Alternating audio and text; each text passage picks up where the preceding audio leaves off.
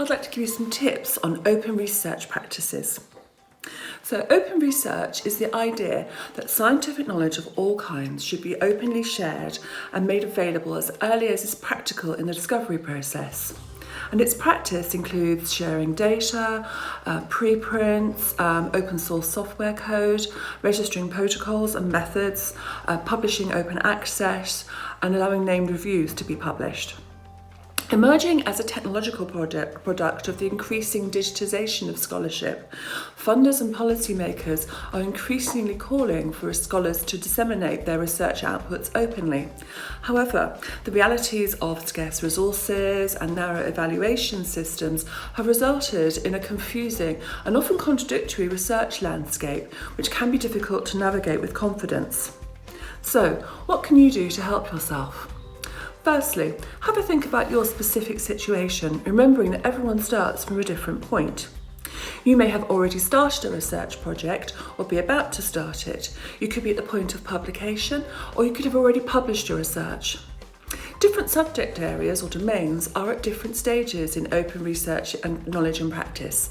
So some biomedical domains are becoming well established with tools and standards and workflows, while at the same time many social sciences and humanities are still at the very early stages of this evolution.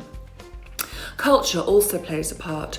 The attitude and support you can receive from your institution, funder, research group and colleagues can have a powerful effect.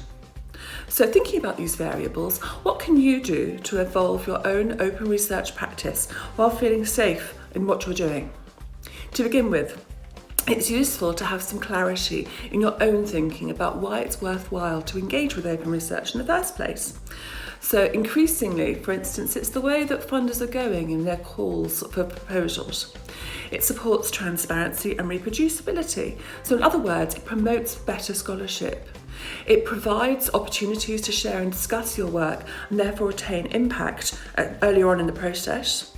And it paves the way towards learning new skills and eventually to asking new research questions, which should hopefully help you in explaining why doing open research is a good idea and help you with decision making further down the line.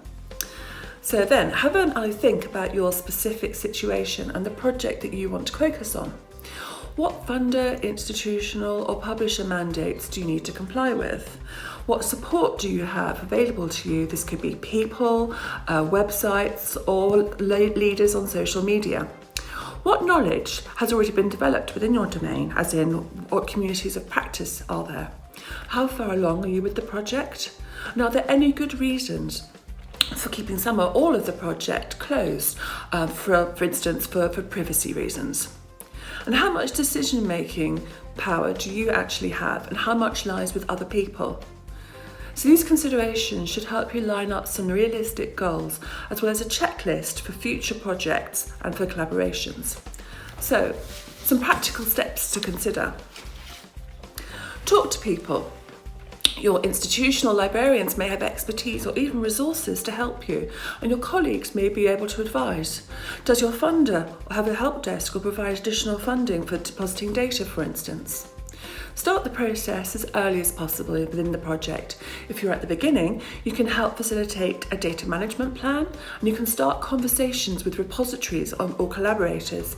You can even include sharing costs in the proposal itself if appropriate. If you're at the end of the project, you can still arrange to upload a data set to a repository and link it to a published article. Or, subject to policies, you could upload a post-print version of your article to an institutional or subject repository. Become well informed. What are the policies and practices you can follow and learn from? Are there any leaders in the field that you can also learn about? So be open to learning new skills. Becoming proficient in an open source coding language such as R or Python will boost your data wrangling capabilities and enable you to choose how and when you collaborate with others. And a final few thoughts. This is an evolving landscape, and at present no one has all the answers. So as a researcher, it's your right to be curious and to try things. So enjoy.